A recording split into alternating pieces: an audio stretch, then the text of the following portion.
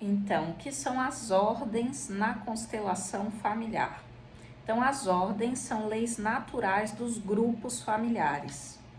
O inconsciente de cada indivíduo está submetido às ordens, ou seja, o inconsciente respeita as ordens. Mas muitas vezes os indivíduos da família desrespeitam as ordens. Então, o que acontece? O inconsciente respeita as ordens e os indivíduos desrespeitam as ordens. E é aí que começa todos os emaranhados. E por isso que quando uma pessoa faz uma constelação, ela vai ver que a sua dinâmica, a dinâmica inconsciente que ela está usando no relacionamento, no trabalho, é uma dinâmica toda enredada por conta do desrespeito às ordens. Então, o inconsciente respeita, mas o indivíduo desrespeita as ordens. E esses padrões nas dinâmicas familiares, eles vão passando de uma geração para outra. Então, muitas vezes vai aparecer aí na constelação de uma pessoa um padrão em que as ordens estão fora do lugar, mas isso já veio de uma geração anterior. Então, é possível ver isso na constelação. Sobre pais e filhos. Então, no assunto pais e filhos. Podemos começar com uma ordem que se chama hierarquia. O princípio da hierarquia é uma das ordens do amor. O inconsciente respeita a hierarquia, mas muitas vezes os indivíduos desrespeitam esse princípio. Então, o que acontece? A hierarquia diz que os pais são maiores do que os filhos, porque não apenas eles vieram primeiro, mas também a vida passa através deles para depois chegar nos filhos. O que acontece é que aí nós já podemos entender o primeiro ponto.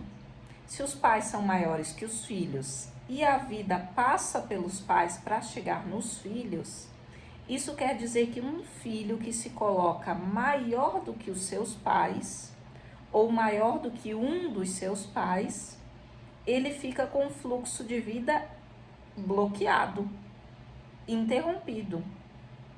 Então ele vai dizer o quê? Eu tento e não dá certo. Parece que eu estou paralisado.